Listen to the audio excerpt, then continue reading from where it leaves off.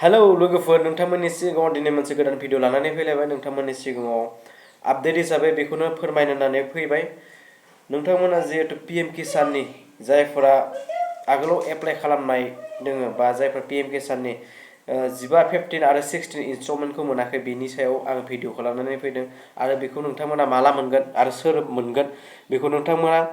भिडिअखौ जोबजासे नायलां अब्लाना मिथिगोन भिडिअखौ स्टार्ट खालामनायनि सिगां नोंथांमोना जुदि चेनेलाव गोदानब्ला अन्नानै चेनेलखौ लाइक शेयार साबस्क्राइब खालाम जाहाथे बिदिनो गोदान गोदान आपडेट बा नटिफिकेसन नोंथांमोना मोनबाय थायो जाहाथे नोंथांमोना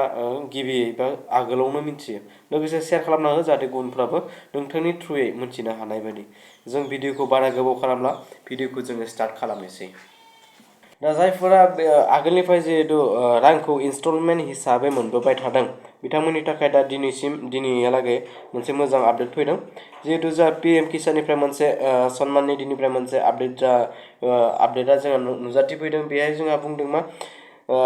जायफ्रा जा 15 इनस्टलमेन्ट मोनखांबाय बिथांमोना 16 इनस्टलमेन्टखौ मोनसिगोन 2 साननैसोनि गेजेराव माने 12 to 12 आरो 21 फेब्रुवारिनि उनाव अर्थात जोङो मार्चनि फार्स्ट उइकआव जोङो माने 16 इनस्टलमेन्टखौ जोंहा अल इन्डियायाव बा अल भारताव मोननो थांगासिनो दोङो लोगोसे आसामाव जोंहा लेट जायो आसामाव जोंहा मा 15 इनस्टलमेन्टआ जोंहा किसुमाना मोनाखैमोन 15 इनस्टलमेन्टआ फार्स्ट जाग्रोगोन 15 इनस्टलमेन्टआ हाबखांनायनि उनाव जोंहा 16आ नोंथांमोननि एकाउन्टआव फैगोन जा 15आ जोंहा देरि जादों 15आबो जोंहा मा जोंहा बे 15 इनस्टलमेन्ट लेट जानाया जोंहा खालि आसामावल'सो लेट जानानै दंबाय थायो जोंहा अल इन्डिया किसुमान स्टेटआव जोंहा अलरेडि किसुमान माबाया 16आ हाबनायनि हाबाफारियाव दोङो खिन्थु जोंनि आसामाव दा एसे लेट जायो बेनिखायनो जोंहा 15आ हाबगोन 15नि उनाव जोंहा 16 इनस्टलमेन्ट आरो हाबनायनि डेट होननानै एक्जेक्टलि डेटखौ बुङाखै 12 आरो 21नि उनाव माने मार्चनि फार्स्ट उइकआव हाबनायनि सम्भाबना होननानै मोनसे नटिस ओंखारदों आरो बे नोंथांमोना जि ekyc होनो गोनां दङ